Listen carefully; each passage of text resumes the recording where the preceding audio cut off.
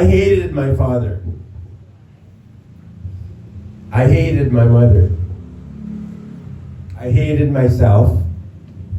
I hated my God. I hated everyone and everything. Ako si Ricky, taga sa Canada. My name is Ricky, I'm from Canada. These are my 3 young children, Rian, Ryan, Renzo. My wife is a Filipina.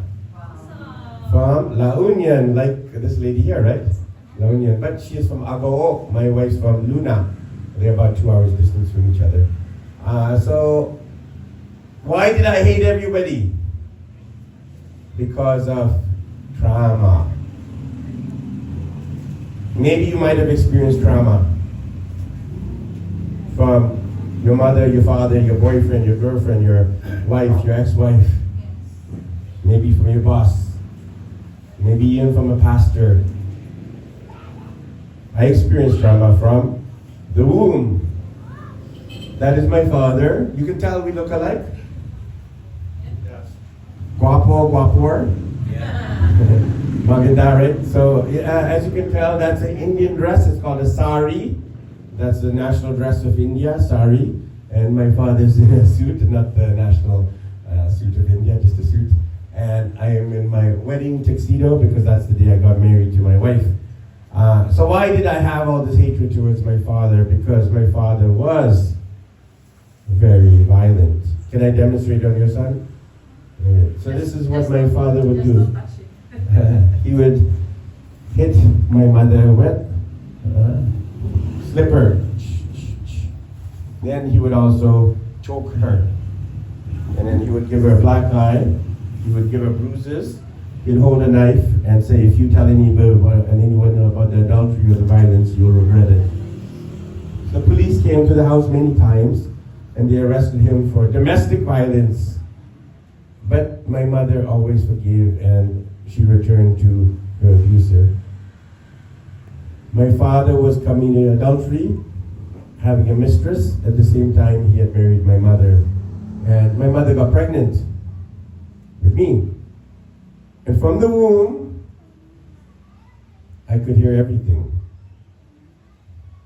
I don't remember everything, of course, but I sensed it of the violence, the shouting, the yelling, the cries for help.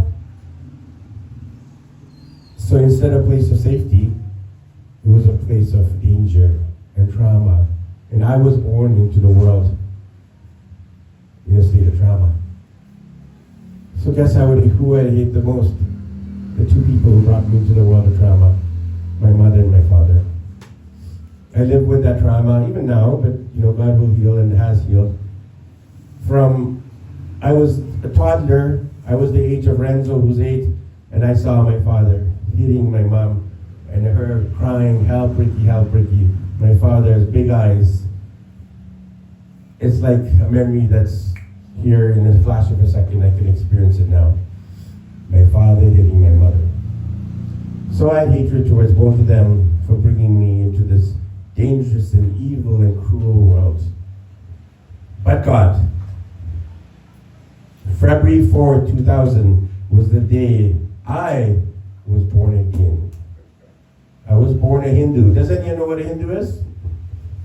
I know James will know. Anyone else knows what a Hindu is? Has anyone heard the term Hindu? Anyone? You can, I don't mind if you share. Yourself, you can share. What is a Hindu?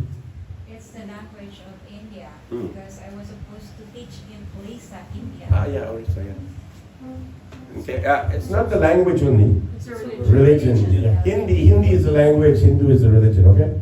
I'll just quickly summarize. Maybe you might not know many Hindu people, but basically Hinduism, there's about a billion Hindus, okay? India is the most populous world in most populous country in the world at 1.3 billion. It's overtaken China because China was the top one, but they had the one-child policy. India had no one-child policy, so they can multiply like rabbits. So there's lots of Indians, most in the world, right? Most biggest population. So anyway, so they worship idols, not Mary or the saints, but they worship statues of elephants and monkeys and what's that?